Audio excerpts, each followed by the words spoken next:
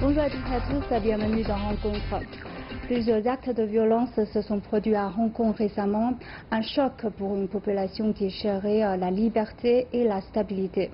Aujourd'hui, dans notre émission, nous allons analyser en détail la situation à Hong Kong et nous avons sur notre plateau M. Wu Zexie, ancien diplomate, et notre journaliste a également interviewé M. Antonio Hunter Chen. Il a reçu l'interview via Skype dans son bureau à Hong Kong. Il est vice-président du groupe Qinghua et vice-président de la Chambre de commerce chinoise à Hong Kong. Nous avons demandé à M. Chen ce qu'il pense des événements récents et nous allons écouter d'abord sa réponse. Hong Kong is going through an unprecedented experience right now. I believe many of us are anxious, worried, and heartbroken. The movement started with the extradition law proposal. But now this bill has already been declared dead on the 9th of July. But has the situation improved? No. The situation escalated. There are prolonged large-scale rallies with a group of radical protesters who resorted to violence. They were attacking the building of the liaison office of the Central People's Government in Hong Kong, defacing the national emblem and insulting the nation's dignity. And there were clashes in central Hong Kong. There were violent attacks in Yuen Long, damaging public utilities, charging at the police, stalling the metro station, and the list goes on. But what I'm trying to say is, we welcome different voices. We respect the freedom of speech. But violence is violence. Violence will never be a solution, but will only breed more violence. Hong Kong is one of the safest cities in the world, and most of this is because of our respect for law and for order and the professionalism of our police force. It is the job to ensure the safety and the protection of the citizen. In fact, our police have repeatedly been rated the best police force in Asia by international authorities. They have done a remarkable job under difficult circumstances. They deserve our admiration and gratitude rather than insults and criticism. Alors, dernière actualité en date, on voit des violences qui ont eu lieu dans un centre commercial avec plus d'une vingtaine de blessés et notamment un policier se fait couper un doigt et les manifestants ont jeté du liquide toxique même contre la police et la chef de l'exécutif de Hong Kong, Carrie Lam, a qualifié ces violences comme choquantes. Donc nous avons écouté aussi tout à l'heure ce que dit M. Chen. En fait, pour les téléspectateurs qui n'ont pas suivi la situation jusqu'ici, pouvez-vous nous donner plus de compléments à ce qui se passe actuellement et quelle est l'origine de cette affaire? Bon, j'ai vu aussi à la télé des scènes de violence totalement inadmissibles. Il y a eu des images vraiment choquantes. Par exemple, une bande de jeunes se sont attaqués à une personne âgée. Un passager âgé à l'aéroport de Hong Kong. Comme moi, je fais partie des personnes âgées, je suis très sensible à ce genre de choses. Parce que la tradition chinoise veut que les jeunes respectent les personnes âgées. Or là, sans aucune raison, un passager âgé s'est fait bousculer, malmener. J'avais beaucoup de compassion pour cette personne âgée. Et je n'ai pas du tout compris pourquoi cette bande de jeunes se sont laissés entraîner par une sorte de folie, voilà, injustifiée. Donc ils se sont attaqués pratiquement à tout le monde, ils se sont livrés au vandalisme, bloqué la circulation, voilà, lancé des bouteilles incendiaires, etc. Bon, c'est totalement inadmissible. Et surtout, l'origine de cette histoire était tout simplement, voilà, un crime commis par un Hongkongais qui a assassiné sa petite amie enceinte à Taïwan. Alors, il fallait donc procéder à toute une formalité juridique pour extrader ce criminel vers le lieu de crime, c'est-à-dire Taïwan, parce que l'auteur de ce crime est retourné à Hong Kong après l'assassinat. Bon, mais comme il n'y avait pas, il n'y a toujours pas, voilà, un accord d'extradition entre la région de Hong Kong et la région de Taïwan, il était question pour les autorités hongkongaises de combler la lacune, c'est-à-dire modifier voilà, les règlements juridiques en cours, voilà, combler les lacunes, voilà, apporter des amendements pour permettre de signer des accords d'extradition entre la région de Hong Kong et les autres régions de la Chine, y compris Taïwan. Voilà. Mais c'est tout à fait normal et justifié. D'ailleurs, les autorités de Hong Kong ont été prudentes pour expliquer bien à tout le monde qu'il s'agit simplement voilà, de combler une lacune concernant uniquement les criminels de ce genre. Voilà. Ça n'a rien à voir avec la liberté individuelle des habitants, etc. Tout a été clairement exprimé. Voilà. Et malgré tout ça, certains ont profité, voilà, sous le prétexte de modification des règlements en cours. Mais il faut voir que d'abord le gouvernement de Hong Kong a écouté la voix des manifestants. On voit que, comme M. Chen a indiqué dans sa réponse, le projet de loi a été abandonné déjà. Donc pourquoi après il y a encore une escalade même de la situation? Voilà, l'escalade a commencé à partir du mois de juin. Avant, c'est vrai, comme vous avez dit, les autorités de Hong Kong ont permis des manifestations alors, pour que certains habitants puissent s'exprimer. Voilà. Et puis l'origine a été, le problème a été résolu même.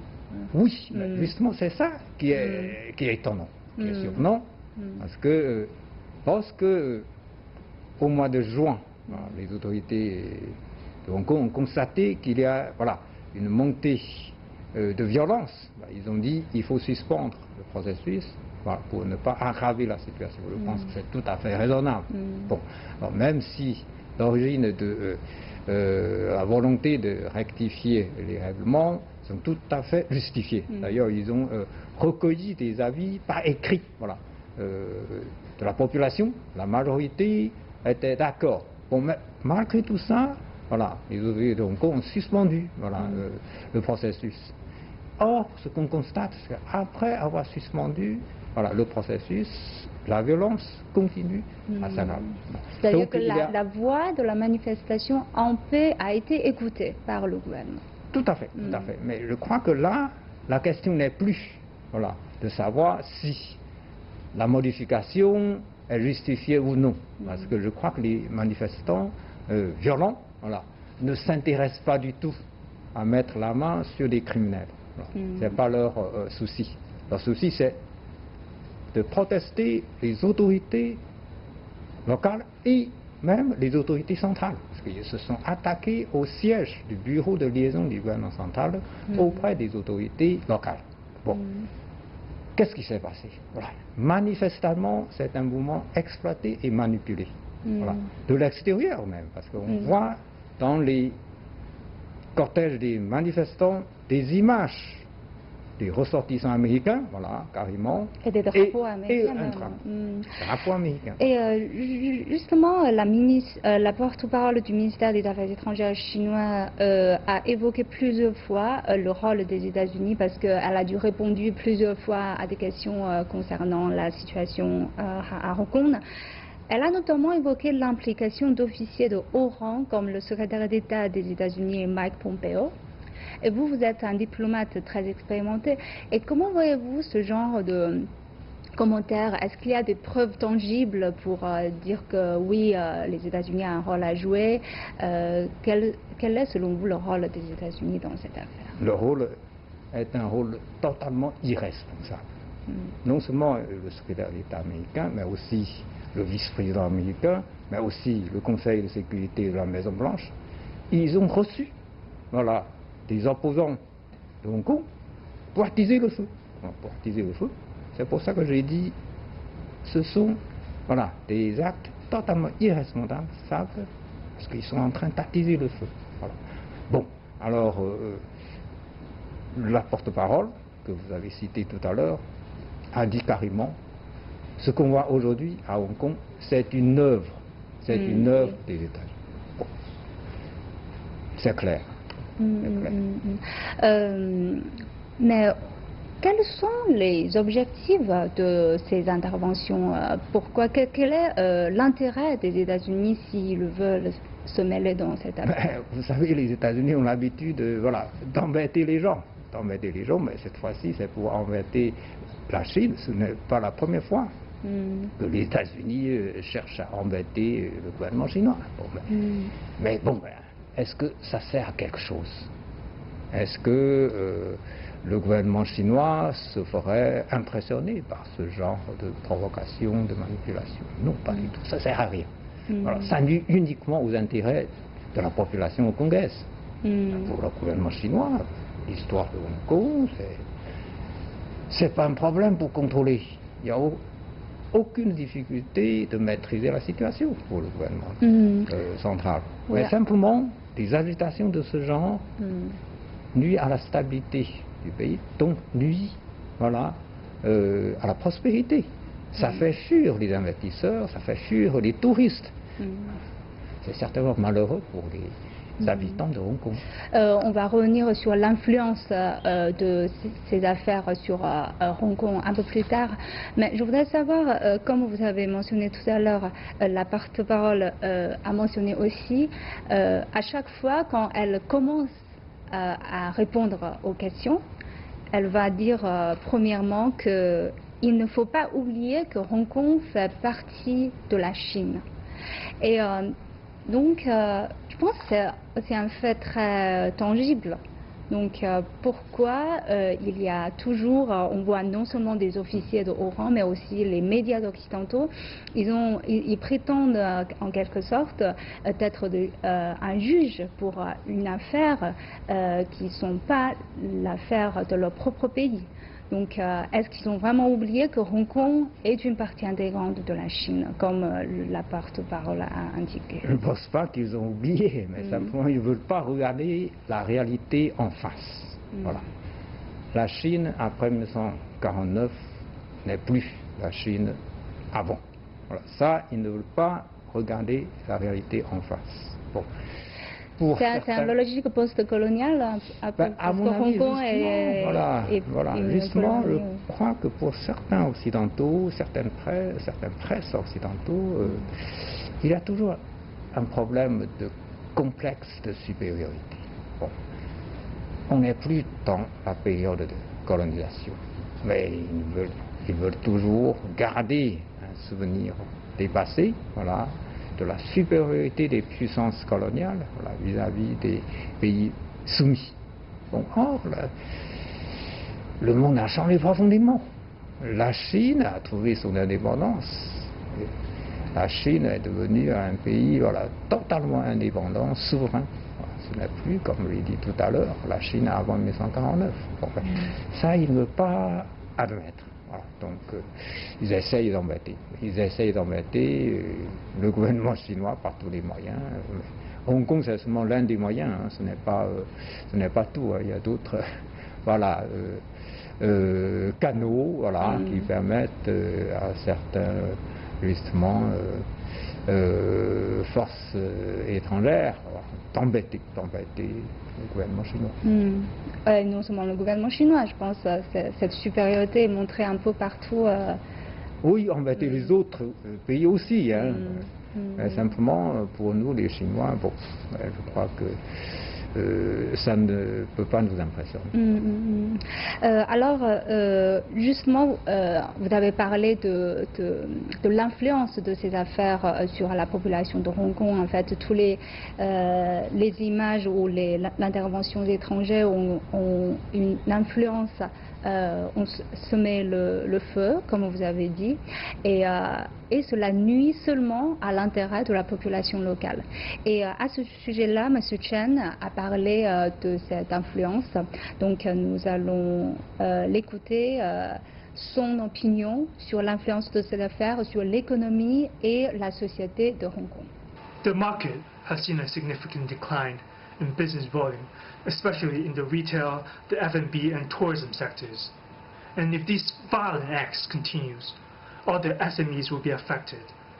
The numbers of visitors to Hong Kong has already declined, and the desires of foreign investments will decline. This directly affects the employment rate and the livelihood of citizens. And there's one point I'd like to mention, is Hong Kong's MTR. Hong Kong MTR is our metro system. It is rated the best in the world by international authorities. 12.6 million passengers journeys were made daily, which accounts for 90% of all daily journeys, of which is the highest rate of any cities in the world, and the punctuality rate of 99.9%. Many of us rely on our metro station. And recently, there were a group of people stalling our metro station, stalling the MTR from leaving the station. The MTR is part of our daily lives. It's really important, and they stall it because of the anti-extradition bill movement. This has caused a lot of inconvenience to the people and to the companies in Hong Kong especially. En fait, on a vu que ces affaires ont réellement influencé la vie et l'économie à Hong Kong. Il y a une question, je voudrais savoir, quel est votre avis sur les actions ou la position prise par le gouvernement de Hong Kong dans cette affaire? Je crois que le gouvernement de Hong Kong est toujours, dès le début, est toujours très prudent. Voilà. Donc, lorsqu'ils ont voulu commencer le processus, ils ont fait d'abord des consultations auprès de quelques milliers de personnes représentant les différents milieux sociaux de Hong Kong. Comme j'ai dit tout à l'heure, ils ont reçu des réponses écrites, 3000 réponses écrites pour soutenir justement la formalité concernant la rectification des règlements. Et c'est tout à fait normal parce que c'est pour mettre la main sur des criminels. C'est uniquement ça. Ça n'a rien à voir avec ce qu'on prétend la liberté de presse, la liberté. Ça n'a rien à voir. Donc c'est un prétexte. C'est un prétexte. Le gouvernement local, même s'ils savent que c'est un prétexte, il reste prudent et dit bon, on suspend l'affaire pour ne pas aggraver la situation. Bon. Et en même temps, face à cette violence, ils ont quand même travaillé pour faire respecter la loi. Ça c'est normal aussi.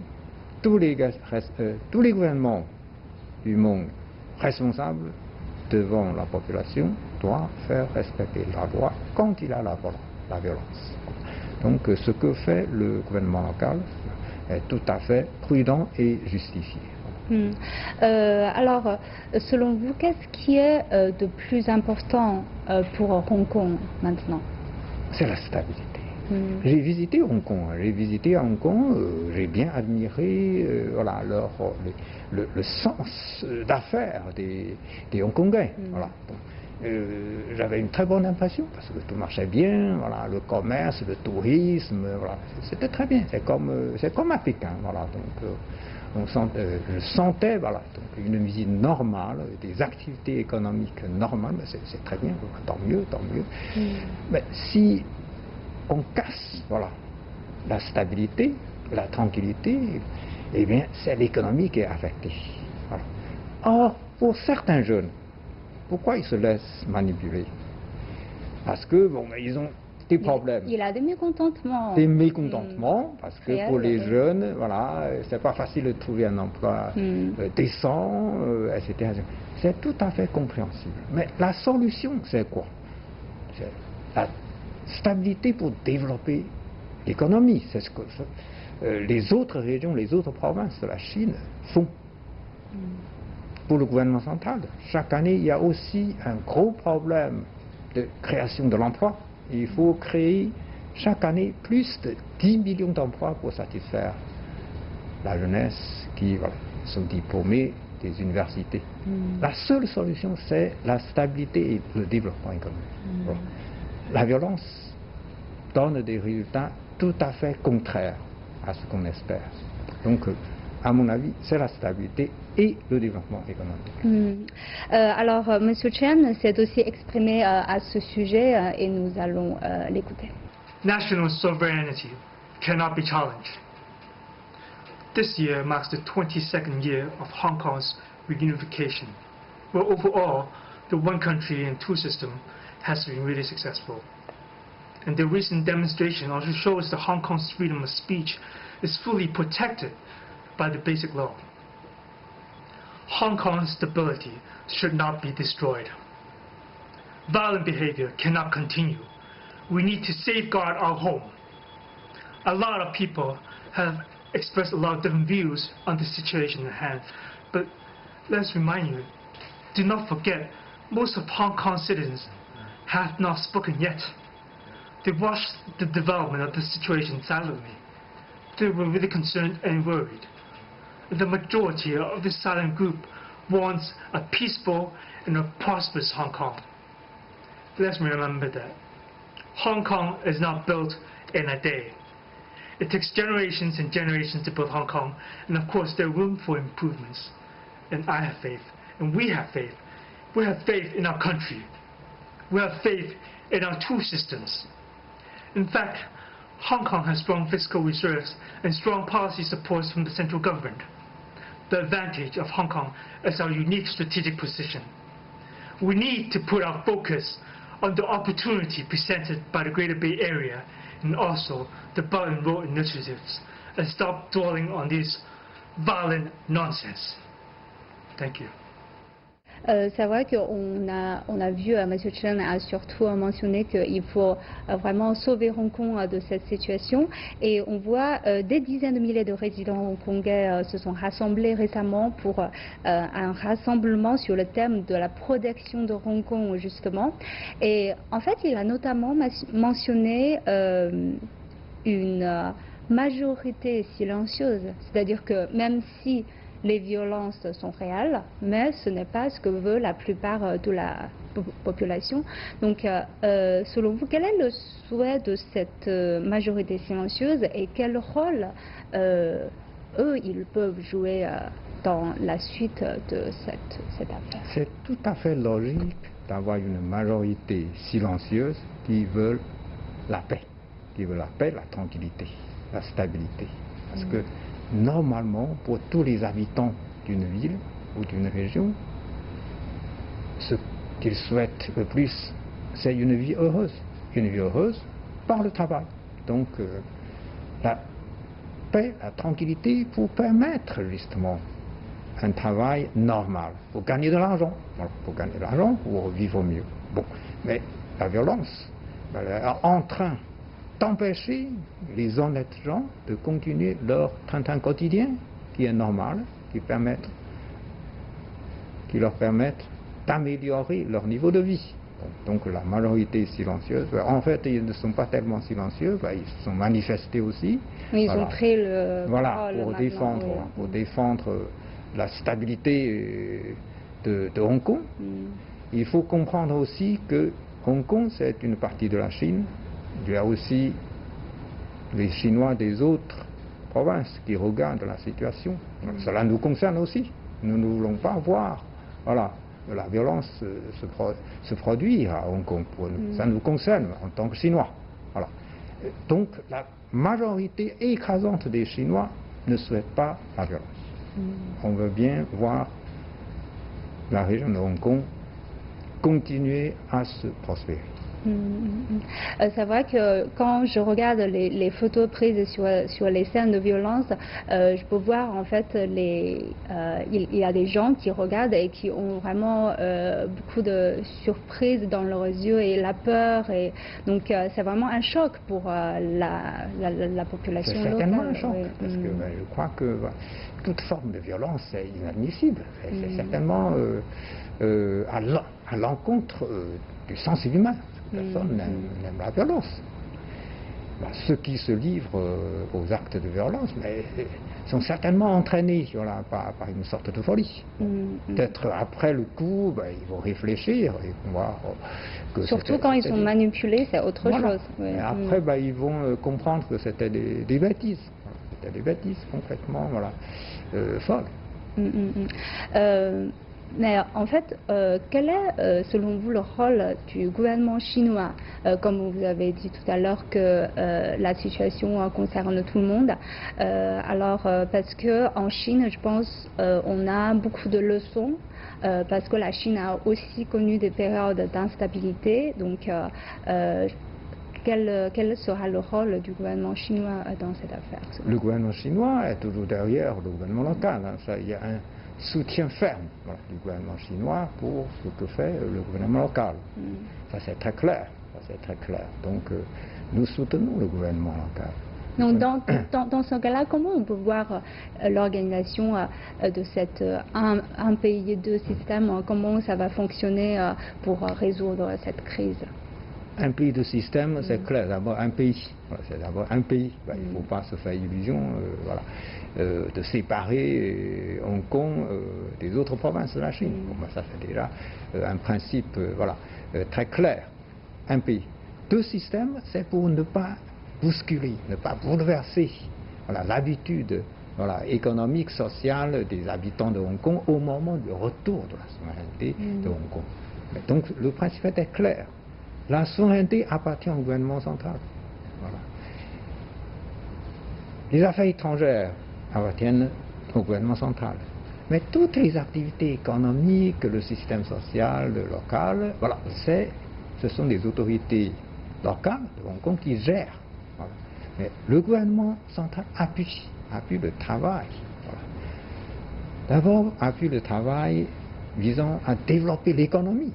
Le gouvernement central, d'ailleurs, accorde beaucoup de faveurs pour le développement économique de Hong Kong. En ce moment, il y a un grand plan de développement, de la création d'une grande zone économique, canton Hong Kong, Macao.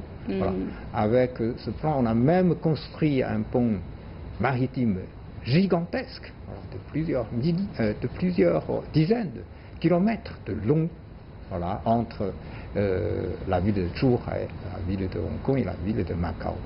Donc il y a tous les efforts ont été mis pour développer davantage l'économie. C'est la solution radicale pour répondre à tous les soucis sociaux, la création d'emplois, l'amélioration du niveau de vie, etc. Donc le gouvernement local est fermement soutenu par le gouvernement central sur le plan économique et sur le plan de maintien de l'ordre aussi. Le message du gouvernement central est clair. Il y a eu un point de presse accordé par le porte-parole du bureau central des affaires de Hong Kong et de Macao pour expliquer la situation, et la position du gouvernement central est très claire. Il faut faire régner la loi, maintenir l'ordre.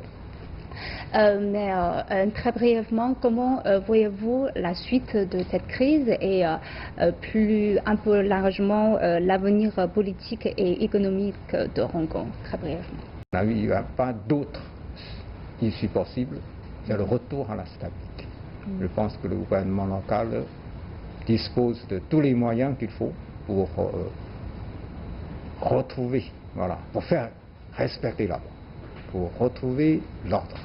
Vous êtes plutôt optimiste? Oui, il n'y a pas de doute, parce que franchement, il n'y a aucune difficulté pour faire régner la loi dans la zone. C'est la condition préalable pour le développement économique. C'est ça qui est primordial. Il faut absolument continuer à développer l'économie. C'est valable pour Hong Kong, c'est valable pour toutes les autres provinces de la Chine. Je pense que c'est valable pour tous les pays du monde. Le développement économique, c'est la solution radicale ou fondamentale pour résoudre les problèmes sociaux. Alors je vous remercie, M. Wu Zexian, ancien diplomate. Merci pour vos analyses. C'est un plaisir. Et vous pouvez retrouver notre émission aussi sur les réseaux sociaux. À la prochaine.